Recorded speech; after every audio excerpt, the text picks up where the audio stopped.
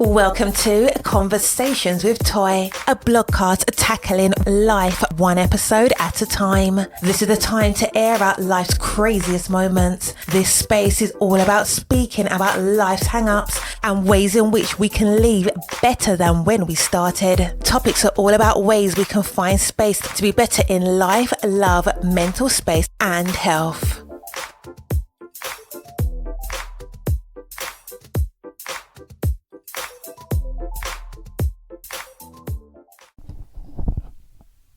Happy Friday! I am so excited as usual and always to have you in this space.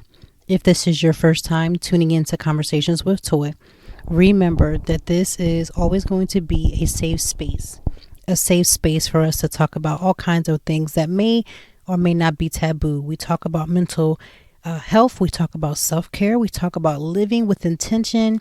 We talk about it all. We talk about social media as a recap sometimes. So we pretty much dip our little pinky toe in every little thing. So I'm glad that you're here. Please don't let this be the last time. Come back, review a few of the other podcasts that you might have missed. We are in season 3. This is episode 5 and I'm excited. So as we discussed last episode, we are celebrating today. Do you know what today is?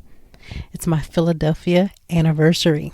So what that simply means, today is the day that I have been in Philadelphia for 10 years. Now, you might be thinking to yourself, girl, all right. But let me just tell you, we're going to talk about it all. There's some nuggets and some lessons that I've learned in these 10 years. And we're going to try to dig into it as much as possible. We're going to try to keep this under an hour because let me tell you, I've been through some things moving to this big city of Philadelphia from a small town. So let's get started. All right. So what actually led me to Philadelphia? My now husband. At the time, he and I were dating. I had my daughter and it was amazing. We had gotten engaged in October. And it was just this thought process like, okay, we're getting engaged, obviously to be married. So he definitely wasn't coming to move where I was. So obviously I was going to move where he was. And he has been born and raised here in Philadelphia his entire life. So it was understood. I think even when we were dating in college, and again, you've probably listened to him on the podcast, Store Love. If you want to go back to that podcast, we share our ups and downs with just different things from mental health and everything. And we're going to touch a little bit about that today. But again, when we met in college, we didn't date the entire way through, about 75% way through of college, and we went our separate ways afterward. And so here we are uniting again, have this amazing daughter, and then he proposed in an amazing way. And again, it was just the next logical step was for me to move here. And at the time, it was now not a matter of if, it was now a matter of when. So we decided, obviously, during 10 years ago, obviously, there was a huge financial crisis. My job at the time was downsizing by the hundreds, and I mean the hundreds. Every single day, there was groups of people that were being let go. Financially, they just could not carry us all. They began to outsource to other companies overseas. I mean, it was just a whole thing. So when I found out that I was obviously being let go, it was a hurt piece. Let me not act like it was just the greatest thing. Like, oh, I'm downsizing. This is the time to move. Like it wasn't like that. For me, it was a hurt piece because at the time, my daughter, she was barely 1 or just about to be 2. And, my daughter at the time, she had asthma really, really bad from birth. So we were in and out the hospitals quite often. I'm talking about to the point where I had to actually have,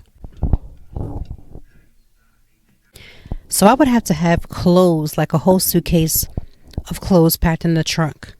No lie.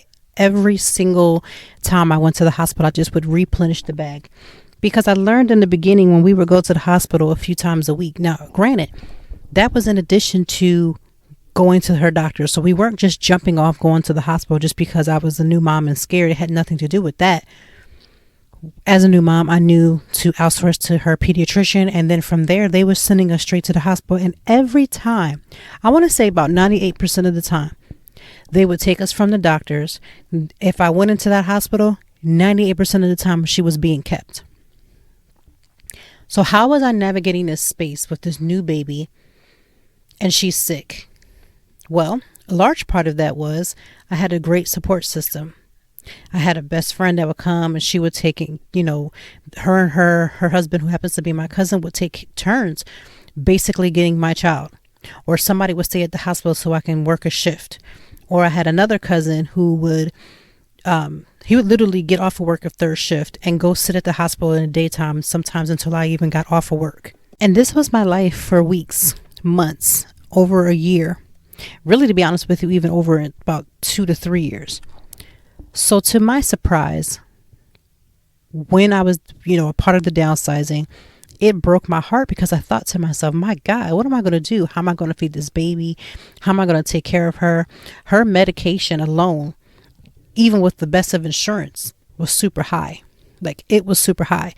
There was times, outside of talking to my fiance at the time and outsourcing with him, and there was times like in the beginning where I just didn't feel like, he had his own stress going on. I wasn't going to ask him.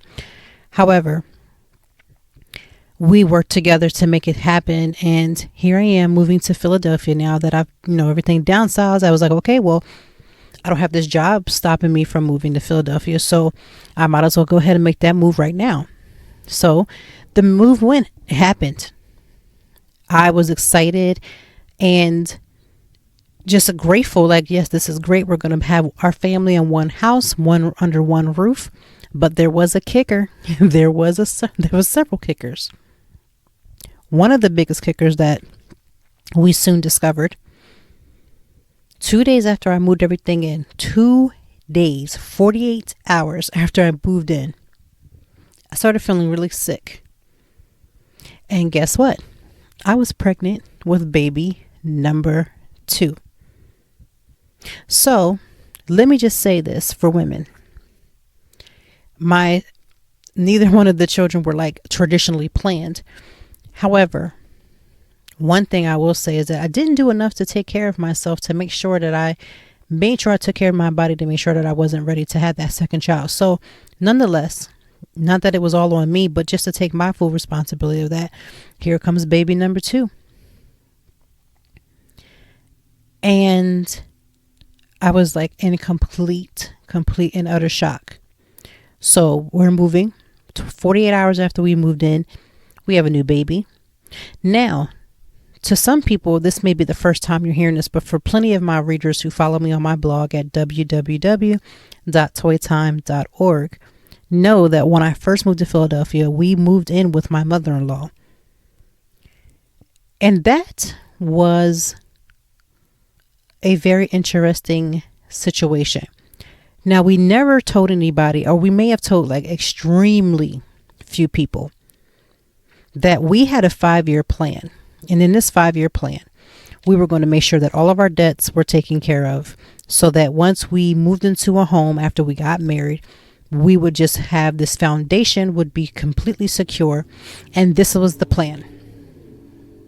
5 years, pay off both sets of debts, make sure everything was taken care of, so that, again, once we moved into our home, that we would be fine. When we talked about this 5-year plan, it sounded great. It made perfect sense. But the biggest thing that I kept telling myself was that, I could stay with my mother-in-law, no big deal. Now, she's not here. She's passed on. So I won't even get into all the ins and outs, but I will say it was not a walk in the park. I personally have lived on my own for quite some time. And when you live in your own space and you have your own space, to come into another woman's space, for me, just did not work. I have heard some beautiful stories of some amazing daughter-in-laws and mother-in-laws who just, it's almost like an extension of themselves or extension of their mom. That was definitely not the case.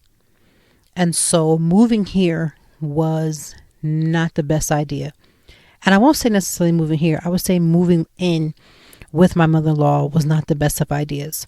So about a few years in, I don't even know, let me be real, it didn't take that long. It probably took a couple of weeks. And I kept telling myself, this is temporary. This is temporary. But 5 years is not necessarily a full temporary feel. 5 years is a long time. And so as the second child had been born, we began to just get, settle in. There were so many arguments, fussing and fighting. And what I mean by fighting, I don't mean physical, but just so much back and forth and dramas and fires. And I will be the first to admit, there's been a lot of it where I had caused it because, again, I wanted to be in my own space. And at the time of the 5-year plan, because I was so gung-ho, so in love and just wanting our family to be together, I never even considered how I would feel about the situation at all. My feelings about the situation was put on the back burner. I knew what was best for my child and then what became best for my 2 children. And I just knew that being together in one house made sense. However, hindsight, of course, is always 50-50. If I could go back in time, I would still be married to my husband. I would still want our family underneath one roof. But I would have not have come here and stayed in Philadelphia and lived with my mother-in-law. And the reason is because I think all queens need to be in their own space. Period. It's not about my mother-in-law being at fault. It's not about me being at fault. It's about 2 queens living in the same space. Every queen needs their own kingdom. Period. They need to be in the space of their own. They don't need to have other influences of someone doing certain things. I might like my dishes a certain way. You like your dishes a certain way. Now we fighting over who the fork goes which way. Every queen needs their own space. So that is why I honestly believe that if I could go back, I would change that. So I know we had the 5-year plan about saving money and doing those things, but I think that if we would have rethought it, there was so many creative ways that we could have done so by still paying our debt down and having our own space, that we could have made it work. But at the time, it was the best situation for us. Again, after having my son, that's when I realized that I was dealing with postpartum. I did not feel the sense of postpartum as deeply as I did with my son. But again, my situation was completely different. I had a C-section with all 3 of my children because I do have 3. And at the time when I had my daughter, she was so sick, she didn't even come home with me. So I had to deal with the trauma of leaving my daughter while she was in NICU and me going home, the guilt that I felt behind that. I didn't even have time to process postpartum. I didn't have time to delve into that because I was trying to get my body together because I needed to go back to work. One of the things that struck me very early on in the game with my daughter was realizing that, first of all, because I ended up going into labor with her 6 weeks ahead, I had emergency, I think not emergency, but I don't even know what, short-term disability. But my short-term disability said that if I went into labor before at least the 8 or 8.5 months, that I wasn't even going to get paid off of that insurance. So be very careful if you have short-term disability and you're thinking about having a family. Be super careful. The policy that I had that I got through my job basically screwed me, that I was basically getting paid the amount of money that it would cost to pay a cell phone bill. Now mind you, I had a rent to pay. I had a cell phone bill to pay. Everything else had to get paid, right? Groceries had to be bought. You can't have a child and pay $40, $50 or $60, $70 at the time, because this was 10 years ago. We ain't talking about cell phone bills right now. We're talking about 10 years ago. So just put that in perspective, and it made the move seem so much better, because now my husband at the time, or my fiance, didn't have to send money back and forth between 2 different homes. So here we are in one house, struggling like hell. No support system for me, a toddler, and now a newborn child. To say that my hands and my heart were full is an understatement. I enjoyed the aspects of being a mom. Like even now, me being a mom is just one of those things you just can't put into words. I enjoyed being the mom that was hands-on, the mom that made, I used to make field trips like every Tuesdays and Thursdays. I would take my, mostly for the oldest, because at the time, my son, he was too little. He just kind of went for the ride. watching her eyes light up as she went to the bookstores on Tuesdays and listened to other kids listen to stories. And then after getting a treat at Barnes and Nobles, like those are types of things that we used to do. And we had a field trips. We had a whole curriculum. I had her studying. I had her learning. Monday, Wednesday, and Friday. Tuesdays and Thursdays were field trips and fun. I had a curriculum. But you know what I didn't have a curriculum for? For myself. I didn't know anything about self-care. Self-care was like a cuss word to me because I know nothing about it. Everybody kept telling me things like sleep when the baby goes to sleep. Well, listen, you can only sleep when the baby goes to sleep, because by the time that baby goes to sleep, I still have a toddler to take care of. My fiance has to go to work. I'm not working. I'm home with 2 kids. You know how much daycare is? Can somebody calculate that? There's some people who I want her to have a family. Please do your calculations, sis. Do your calculations.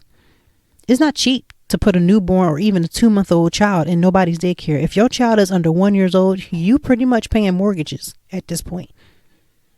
And especially in the Philadelphia area. So it didn't make sense for me to go to work. So I didn't. So I was a stay-at-home mom for about 2.5 years. Let me explain something to you. Do you not know? Let me tell you right now. Do you not know that I was hard-headed? Still never learned my lesson with the whole birth control situation, right? Practically the week that I actually went back to work and went back into the working field after. Now, let me just say something. Especially for a stay-at-home mom or somebody who's been out the field for a long time, the way that I got that job when I started it, when they would say, "Oh, how do you feel like being, handle management, managing things and thinking, handling things as they come and, multitasking." I'm like, listen, I have 2 kids under 3 years old. So if you are a stay-at-home mom or somebody who's been out the field for a while, learn to use the skill sets that you already develop every single day. Can I multitask? Have you ever had to grab your 2-year-old and change a poopy diaper or a blowout at the same time? Yes, I can multitask like nobody's business. Even to this day, my multitasking skills has been on point. I've been fine-tuning that thing since 2nd grade. So I can handle all the curveballs without any problem. But the week that I found out that I started this job, I found out I was pregnant with baby number 3. So here I am, about to go into the workforce, pregnant with baby number 3. So now this baby is going into daycare, right? Or at least that's what the plan was. So off the bat, I'm like, okay, whatever I'm working, whatever money I'm making, I'm definitely paying it to somebody else to keep my kid. But the flip of that is that I'm outside having adult interaction. And it's sad when you start saying adult interaction is going to work, but that's what it basically boiled down to. And so the job that I had wanted me to work. They were like, listen, we will work with you. They allowed me to bring my newborn child.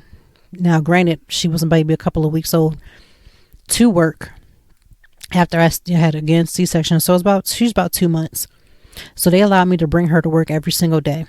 And I was a nursing mom. So I was pumping one side, nursing her on the other side, putting my bags of milk with my name on it, bringing it home, and the whole 9. Really to stack up so she can go to daycare and we would be fine. But this child, my lovely baby, decided that she would do this thing where she wasn't going to drink out of a bottle, and never did.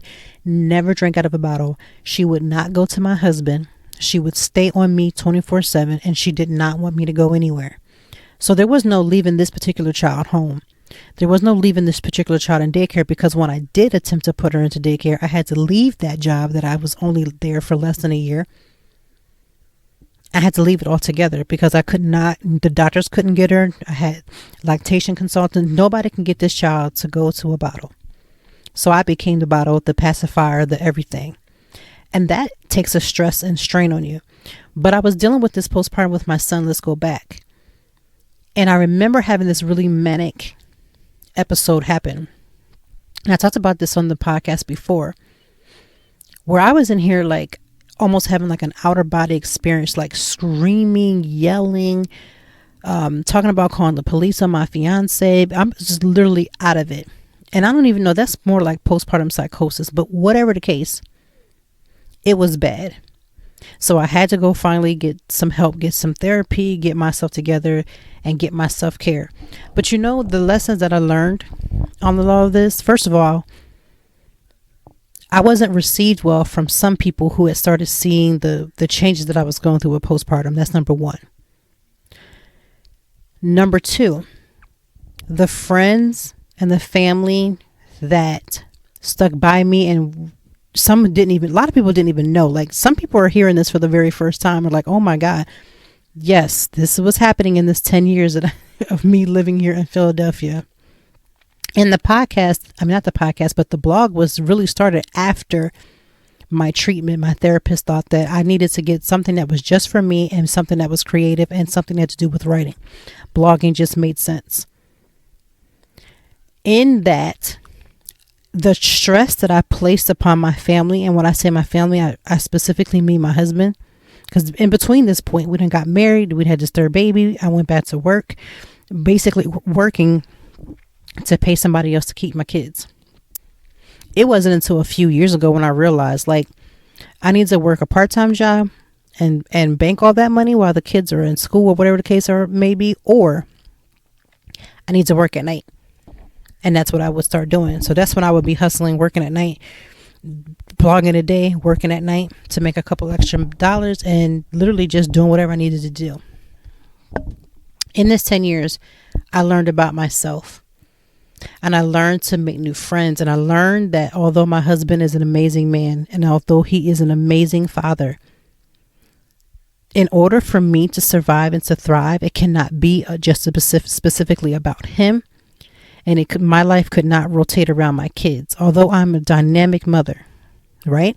I'm the mom that notices every holiday, and we celebrate every little thing, and we do all the wonderful things. My life cannot be just about being a mom, and my life cannot be just being his little wife, right? Like Beyonce said, my life has to be about something that makes me feel fulfilled, and my life has to have purpose.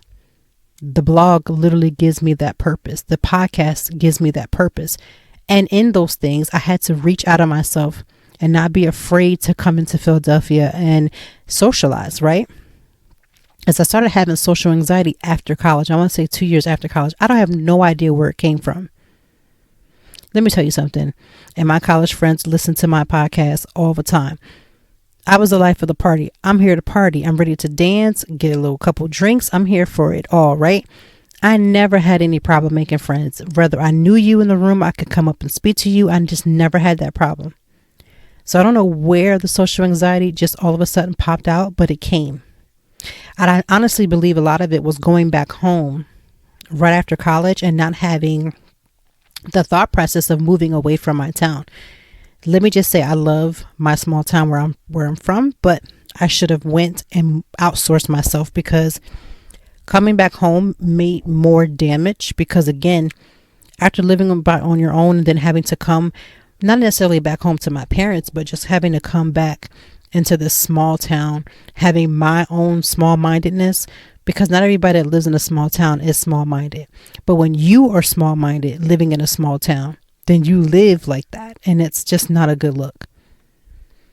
The transition of moving from Lancaster, which is where I'm from, to Philadelphia has been a struggle, because again, having to find out what made me happy and putting my social anxiety to the side to go out and meet new people. The blog made me meet new people. As I started to get invited to different events in the city, I could not operate by going to these events and being scared to speak up. I couldn't be afraid to network. I couldn't be afraid for people, the restaurant owners or brands, to see how dope of an individual I am, because closed mouths don't get fed. And in blogging and influence, the one thing you have to do is you have to be willing to put yourself out there and be rejected and still go home and be okay. And for so many people who want to blog and podcast and they want to be an influencer and they want to do these different things, it's going to take being able to speak and speak well of yourself in a room. That I want everyone in that room to say, remember I talked to Toy? You talked to Toy too? Girl, you talked to Toy? Oh, yeah, I had such a pleasant... time when I talk to Toy, people have to know my name, so I can't be in a room in a corner shuttered. The confidence that I have right now, I probably would not have had if I did not move to Philadelphia. I don't even think the blog would have even been a thing. And how unfortunate. Like, you have to understand something, and I'm trying to keep my emotions in check. When you come across somebody, the fragrance that you leave behind can be something that's sour, or it can be something that's sweet. And when people come into my context, even if they think like, oh man, I don't know if I should approach her. First of all, make sure that people can approach you. That's number one. But after they leave you, if somebody leaves me personally, I want them to feel uplifted. I want them to feel like they had 5 seconds of whatever they may have been going through could be put on hold, and they're feeling like they were fed. Like, even when you listen to this podcast, I want you to get something, because there's another woman, right, who is listening to this right now, who is second guessing everything about herself. But I want you to hear me, and hear me clearly. If I, who was in the most mental health disaster and didn't even know it, can pull myself up from the bottom, you can too. Philadelphia grew me. College enlightened me. It was in college where I discovered parts of myself. And I had to grow there too. But being a woman, a mother, a wife, a friend in Philadelphia has made me stronger. It has made me realize that, first of all, I'm about to be 40 this year. I really am not interested in just doing all the most for folks. Like, I'm not here to play this game of acceptance. I am going to be authentically me, because that's who you're going to get every time you cross my path. So in these 10 years, when I tell you, I have stories upon stories upon stories upon stories. But you know what they are? They're called testimonies upon testimonies upon testimonies. My husband and I have been through it in Philadelphia. The fact that our marriage is still standing is a testament. The fact that we're still loving each other is a testament. The fact that I'm the mother who I am is a testament. I had to deal with me to get through, to be the person that I'm at right now. 10 years of being in the city. It took me 4 years to, one, stop having kids. That's number one. Number two, after the smoke cleared, now I have my 3 children. There will be no more. Don't ask, because there will be no more. But learning to step beyond them. And the stress that I caused my fiance at the time, my husband now, because I just couldn't figure me out, are such battle wounds. But one thing about battle wounds is that when you look at the scar that remains, you remember those hard times and you appreciate the good. And I'm not talking about just struggling. I'm just talking about going through an internal struggle. It has nothing really to do with the other people that are added to the situation and what they look like and appear. I am telling you, these 10 years have been crazy. These 10 years have proved to me that it doesn't matter where I go in this world, I'm going to be okay. So I learned to take care of me. I learned to say, I'm sorry, I need to go see my therapist. I learned to say I need a break. You know what I also learned? That city of Philadelphia has some of the most amazing food, the most amazing restaurants, the most amazing people. You just got to know who to get around. And once you get around certain people and you realize how genuine they are, stick close. Because Philadelphia can eat you alive too. I wanted my friendships with people to not be an extension of my husband alone. When I first moved here, my husband was introducing me to people. I never gravitated too well because, again, the stubbornness of, I don't want my friends to just be friends of his, because I didn't need them to be always associated with him. And that's a word.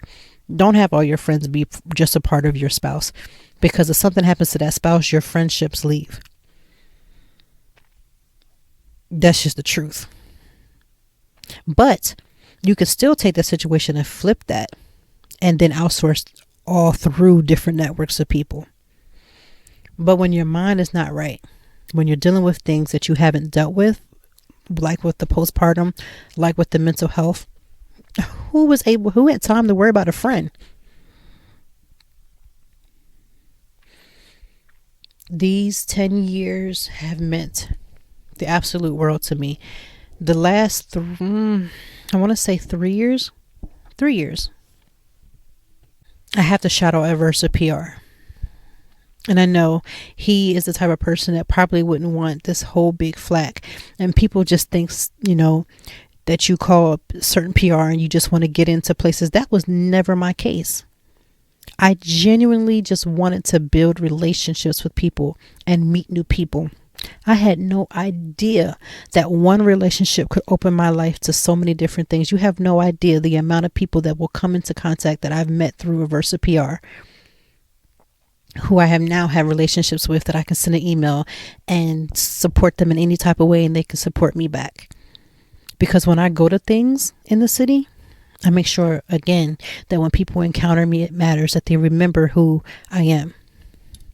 Not just because I want them to know my name, just so I can name drop, but because I want them to realize that if they call on me for something, I'm going to give you the very best that I have. My blogs are going to be 100%. It's going to be right.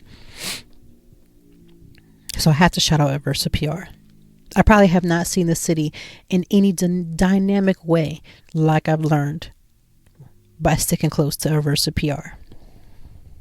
So shout out to Adversa PR. Corey Adversa, you know who you are. The friendships that I've made in these last 10 years have been truly amazing. But I've also lost a couple of friendships. You lose things as you grow. I lost friendships because a lot of my friends didn't have kids, and so they couldn't relate, to the point where, like, listen, you can't invite me to every little thing and expect for me to come. But there was a part of me that just didn't come to anything because, again, my social anxiety, me just being a new mom, I didn't really want to tap into all of that. So I've lost friends. And I never understood that when people would say, oh man, I lost friends and all my friends became, non-mommy friends. And so then they just couldn't understand the struggle. Like, I'm okay with having friendships that are eclectic. Like, my friends are not all moms. My friends are not all married. My friends are not all whatever. Everybody's a different phase of their life. That's what makes it amazing. But in all different phases, if I have a friend that's divorced, I may not be so extra flauntish of my marriage. If I have a friend that's struggling with a baby, I just don't always talk about my kids. You have to learn the circle that you're in. So for the friends that I lost, it was hurtful. But either they'll circle back around or they were there for a season. That's just what I believe. In 10 years, I've had, when I pretty much came in the door with 2 children here in Philadelphia. Well, at least 1 here and 1 on the way. 2 of my children were born here in Philadelphia. I've had major surgeries since then. I've had life-changing surgeries that I probably know within my heart that if I was back in my hometown, I probably might not have made it through it. Because Philadelphia has some of the most amazing doctors and doctor teams and hospitals here. There's no way that when I was diagnosed with a blood clot in my brain with my 3rd child, there's no physical way I could have been at home. I probably would have died. There's no way. So I have so many things that seemed like they were going crazy, but they made me who I needed to be, period.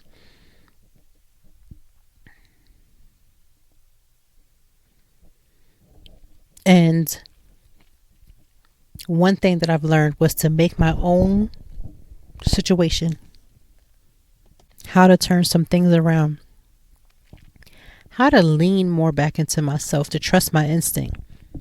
One of the things I appreciated about myself when I turned 18 was I was just so strong-headed. I knew exactly what I wanted. I knew how to get it.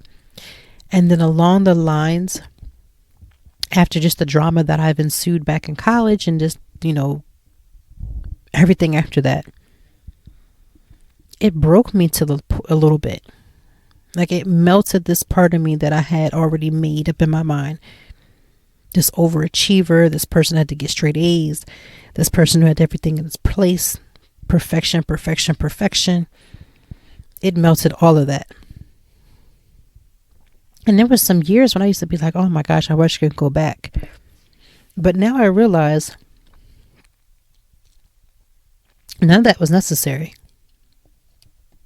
None of those things were going to make me any a better human than the trials and tribulations that I've had to go through that made me who I am right now.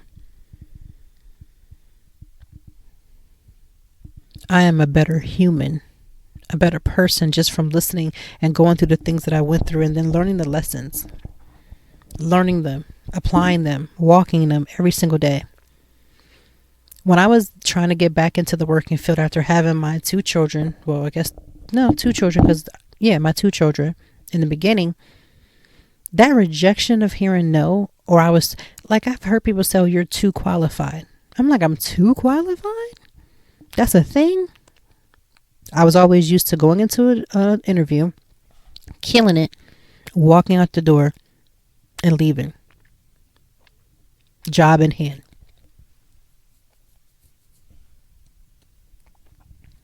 When you live in Philadelphia, just as a major city, there's 20 other people that came before you that's just as qualified.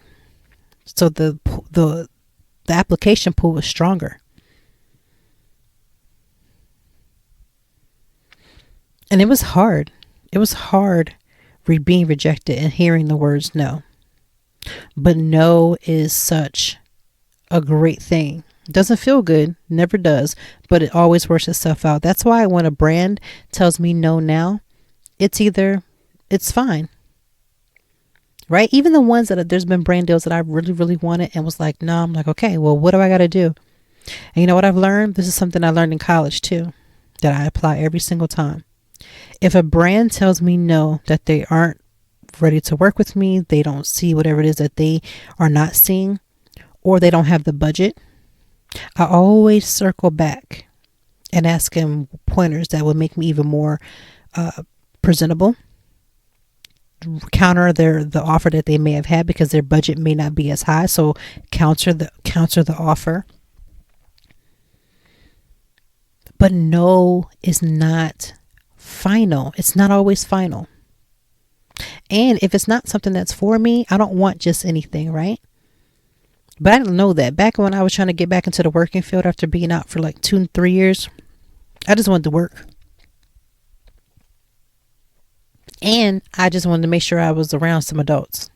Because I was tired of being around the Barney and Dora and Diego and Yo Gabba Gabba and all the other characters that I've had to watch over the years. And I didn't want to watch and change diapers every day and every second.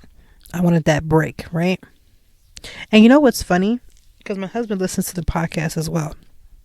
There were plenty of times where my husband was like, get out, go and enjoy yourself, go find something that you want to do. And you know what I would say?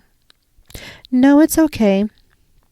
But then I can't get mad in the flip when he wants to go out and do things with his friends, but I couldn't, or I wouldn't, more likely. And in the beginning, I was scared to go out because I didn't feel like I had anybody to go out. So if I was going somewhere, what was I going to do? I was scared. I already had social anxiety. But then there was a point where my social anxiety turned into a jealousy of him because he's been here his whole life. So he has friendships that he's had since he was a little boy that are still in his life currently right now, that are involved with our kids right now. And for me, it just did not happen that way because my friends are 2.5 hours away. 1.5 hours to 2 hours away. So I would run home. Every argument that I won't say every argument, but every major argument that he and I had, I would go back home. And by home, that meant being in my small town. One of the things that he and I put in, well, I'll say more him. He put into place about the 5th year that I had been here. So this was half this time. He said to me in the car, listen, either we are going to make it or we are not. And he had never, like, he had said it plenty of times about us, let's do better. Let's get an enemy. We've both said it at different times. But the way that a man looks you in the eye and tells you, listen, I'm putting my foot down. We have got to get it together. We have got to make it right. I can't explain to you what that feeling looks like. But if you've ever had a guy, a man, your man, look you in the eye and say, look, shit or get off the pot. Listen, it wasn't about being disrespectful. It was truth. And I had to do it. I didn't have to, but it was like, listen, if I'm ever going to give our relationship, our situation a fighting chance, this was the moment. And it was also very short after that, he was like, listen, if you make it to year 10, you will be considered a Philly Jawn. Jawn is a Philly term. It means everything. Everything could be, Jawn could be everything. And in the back of my mind, I was like, man, we're not going to make it to even year 6. So there's no need for you worrying about whether or not I'm going to be here year 10. When I first moved here, after everything was, I had just organized my daughter's room. And I said to myself, I done did all of this and I'm about to pack this shit back up and get the hell out of here. Straight up.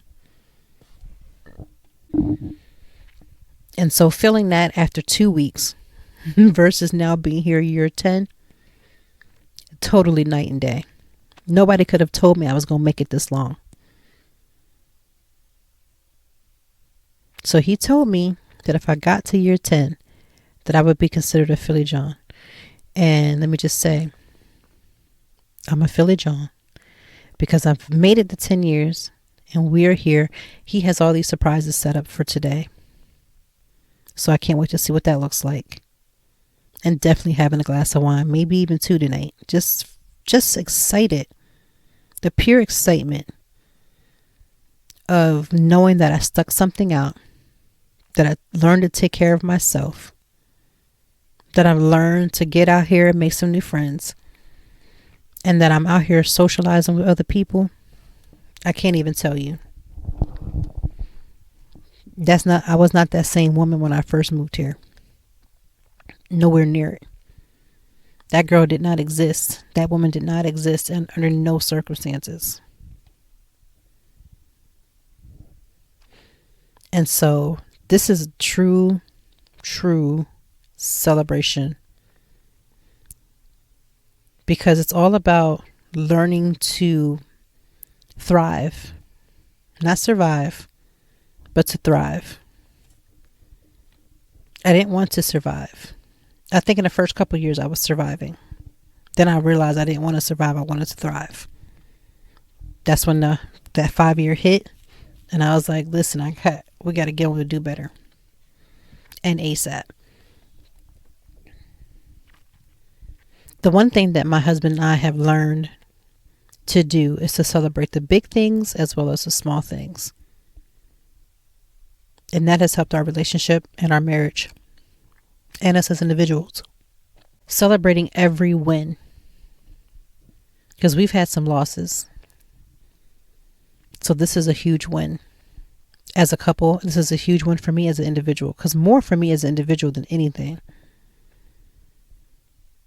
It's like I want to be like, give it like my acceptance speech or something. Like I've won an award. But reality is that I won over how I felt when I first moved here. But I won over all those things that I used to just sit there and talk about and complain about. Man, I used to complain about anything. Air, movement, shoelaces, colors, anything.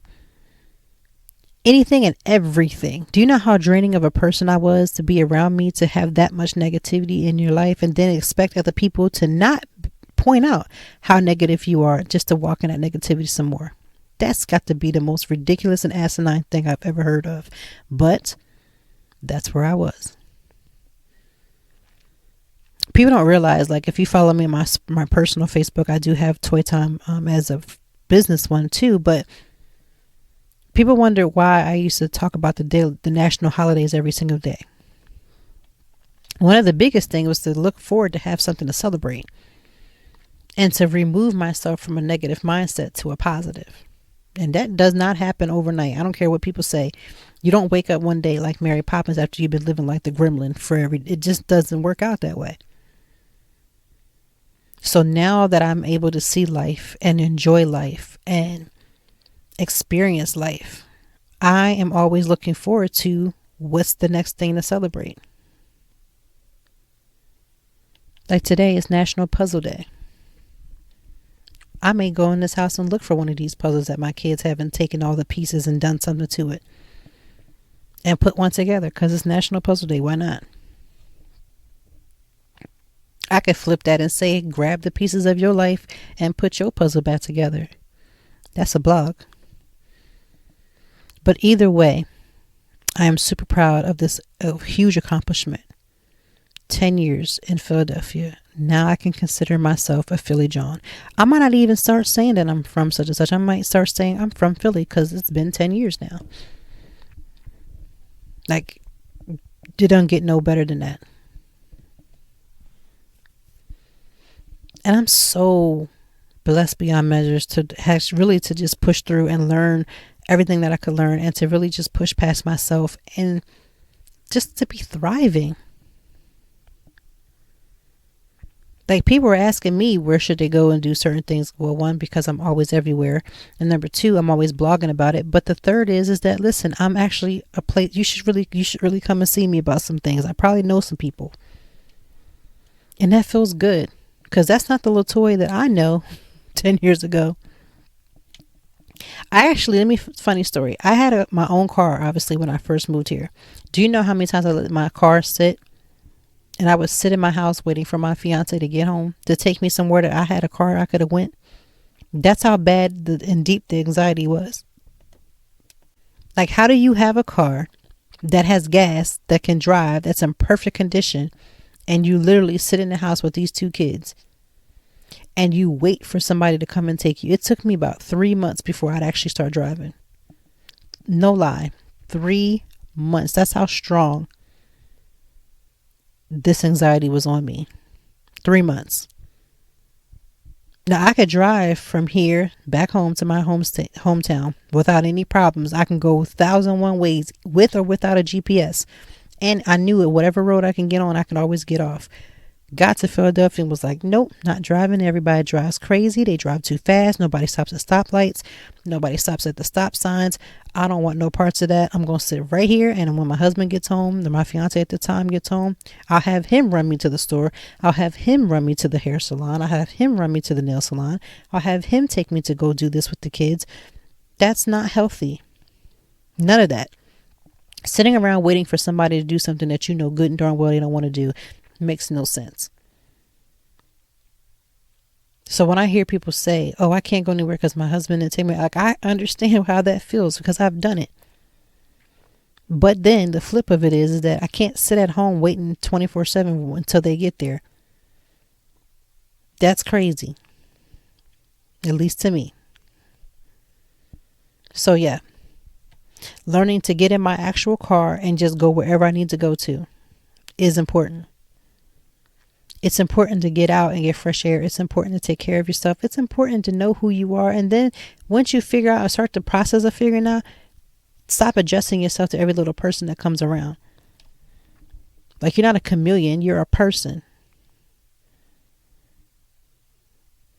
So today's episode is just talking to that young woman 10 years ago who was scared, afraid, did not communicate well, got into all kinds of arguments and foolishness because, again, not wanting to be in this space and sharing that space with my mother-in-law.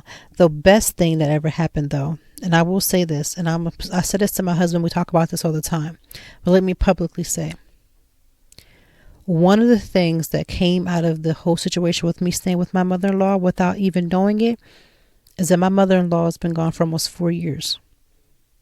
My kids at this point have lived with my mother-in-law longer than they've been without her. And the fact that they had that time with her and she got to see their everyday interaction with them. She got to see them before bedtime to read stories. She got to see them for Easter and all those different holidays. With her not being here, I am grateful that they had that opportunity. Had we not lived here, the relationship might not have been as close as it is now, or as it was. So my children were able to wake up to their grandmother, hug her every single day. Even when I was arguing with her, and even when we didn't get along, and even when we didn't talk, one thing I never did was stop her from being with her grandkids. I might not have liked everything she slipped and gave them because, I wanted to be in control. Those are my kids. But they had their grandmothers, and they knew, to this day, they know she has their back.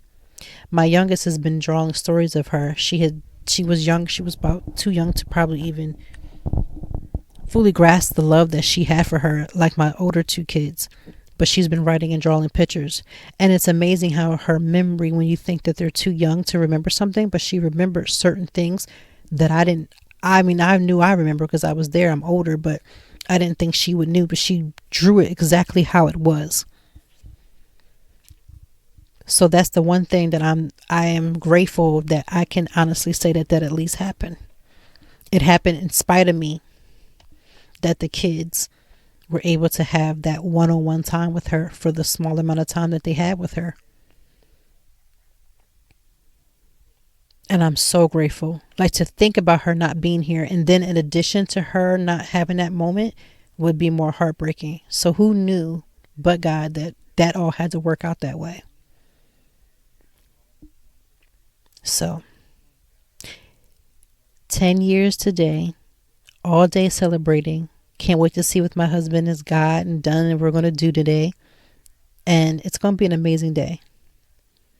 I'll talk about it next week and see all the things that went down. And you can always catch on the blog or follow me on social media too. I'm on social media as Toy Time Blog, pretty much across all channels. But trust, it's a celebration. I'm excited. And I'm excited for the things that have come out and come about. So to that young woman 10 years ago who probably cried, begged. I got my kids in the car so many times to leave, so many 1,001 times, and I'm going back home. I can't back home. I'm glad that she decided to stick it out. Because what wouldn't have lasted 2 weeks has now lasted 10. And that's something to be excited about. So have a glass of wine, put it in the air, think of me. I will put it in the air and think of all of you. And enjoy your weekend. Here in Philadelphia, it's bitter cold today. I mean, it's brick. It's the wind chill. It's like 9 degrees today. And there's a huge snowstorm or so they're saying coming on Sunday night into Monday. So whatever the case, stay safe. Get to the grocery store before everybody starts, grabbing all the bread and the milk for no reason and eggs, all that stuff. Get to the store. But take care of yourself this weekend. Find something that you enjoy. I know I'm going to be doing the same. The weekend, I always find at least 1 or 2 activities that I really, really need to do. Now, granted, sometimes it's catching up with stuff that I didn't do during the week, but I always try to leave a little spot on my plate for building myself back up. I do that every single day, not just the weekends.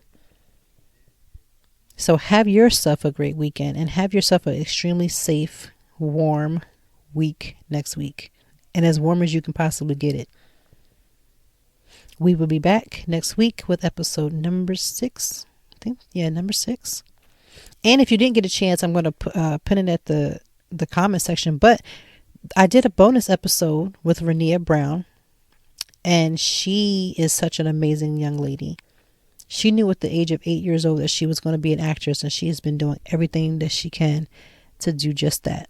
She's been playing in production plays, all kinds of amazing things. So catch that interview as well. And I will talk to you next week.